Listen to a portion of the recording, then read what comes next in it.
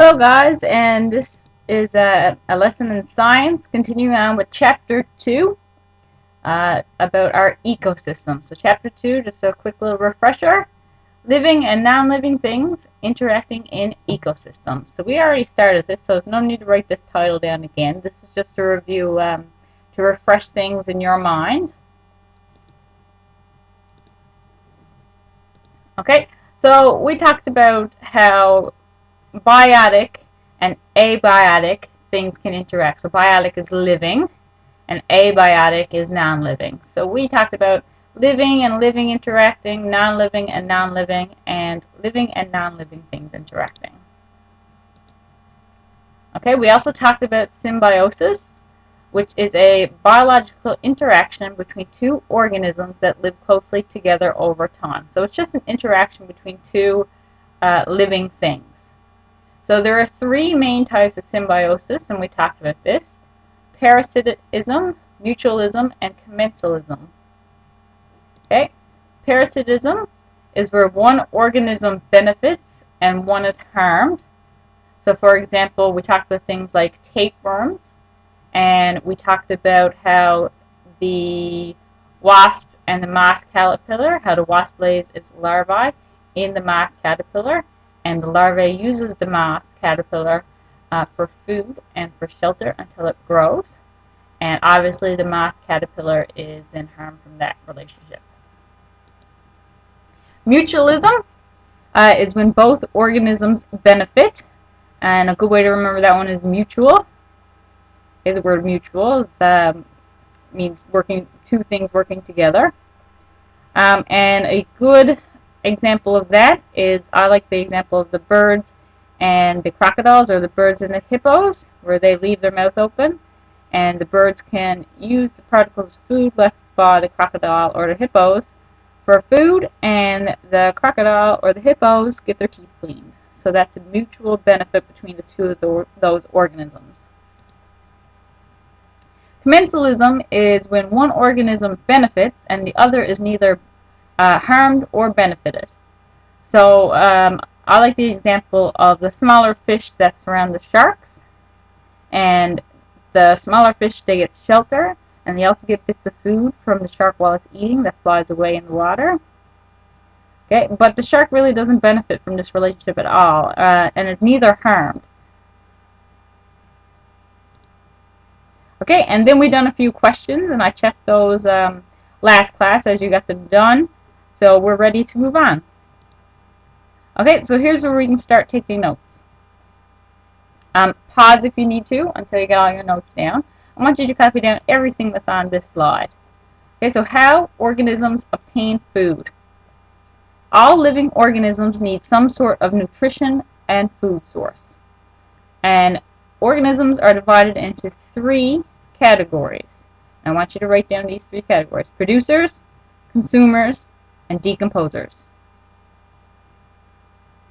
Okay, once you have that down, we're ready to move on. Okay, producers.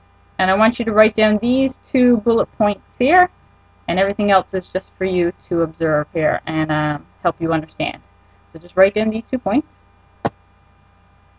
Producers produce their own food instead of consuming other organisms. So examples are plants and trees. And make sure you write down these examples now.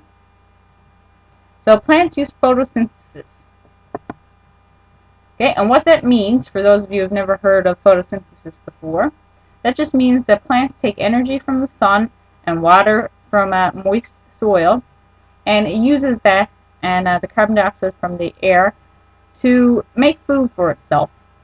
And that's just a process plants use to feed itself. So they produce their own food within themselves. And when you have these 2 points written down, we're ready to move on. Consumers. Consumers are organisms that eat other organisms for food. Okay, so consumers is one of them. I'm just going to flick back quickly. One of the three I guess, categories for how organisms consume food.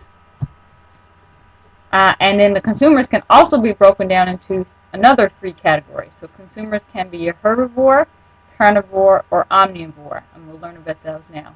Make sure you write down this bullet, and then we'll move on.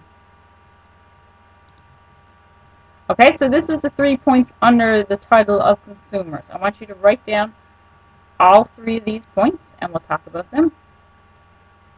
So a herbivore are animals that eat only plant material. So for example, moose and rabbits. Carnivore are animals that eat other animals.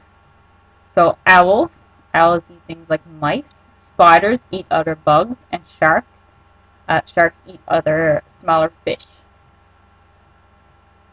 Okay. Omnivore are animals that eat both plants and animal material.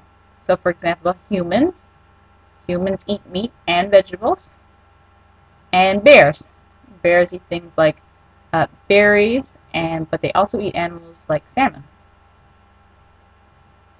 And when you have these written down, you're ready to move on. Okay, and now, just let me flick back quickly. Our third category for organisms and how they obtain food is decomposer. Okay, so I want you to copy down these 3 bullet points. Decomposer are organisms that break down or decompose dead or waste materials. So examples are bacteria and fungi like mushrooms. So how they do that is that things like mushrooms release chemicals that break apart dead tissues and cells. Then once that is broken down, they can absorb the nutrients for their own use. Once you have these 3 points written down, you're ready to move on. Okay, food chains, and this is a new title. I want you to write down this title and then these 2 points. You don't need to copy out this picture, it's just to help you understand. Okay, so food chain, and this is a definition you should know. Food chain is a model that shows how food energy passes from one organism to another. Okay, so for example, the food chain of an owl. So we see the plant is a producer, makes its own food, and then the insect consumes the plant. So you can see the arrow here points towards the insect, because the energy that exists in the plant is now transferred to the insect as it eats it. So our insect is here, our insect is a consumer, and it also happens to be a herbivore because it's eating the plants.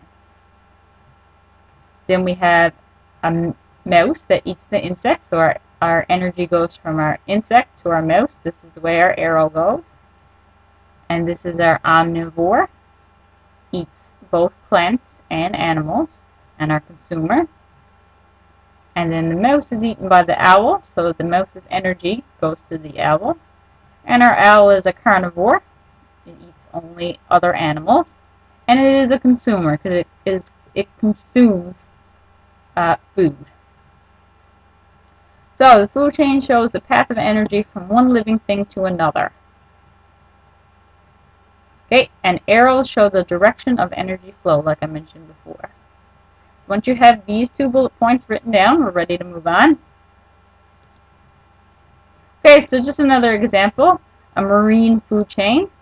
So here we have algae, and that is consumed by the plankton. So the energy goes towards the plankton, and then the plankton is consumed by the cod. Cod is consumed by the seal, and then the seal is consumed by the polar bear. Okay, and I want you to flick to page 51, figure 2.16, and just take a quick look, pause the video, and look at some more examples of food, 3 different food chains on the bottom of that page. When you're ready, come on back, and we'll continue.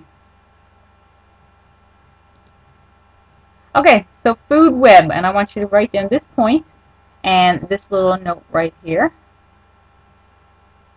Okay, so food web is a network of interconnected food chains in an ecosystem, showing all the possible food chains. So food web is just a pile of connected food chains. So for example, here we got some plants, and they're consumed by several different insects, and then those insects are consumed by things like birds and mice. And in those, small birds and mice are consumed by things like a large owl. Okay, but you can see there that there's a lot of different food chains that just connect together. Okay, and you can see page 54, figure 2.17 for another example. And when you have this down, you're ready to move on. Okay, so I want you to finish this lesson now by doing these questions. I want you to do page 49, questions 1, 2, 3, and 4, 8 and 9, and questions on page 57, numbers 1 and 2. So make sure you copy this down in your notebook so you don't have to come back to the video to see which questions you have to do, and you can start on those.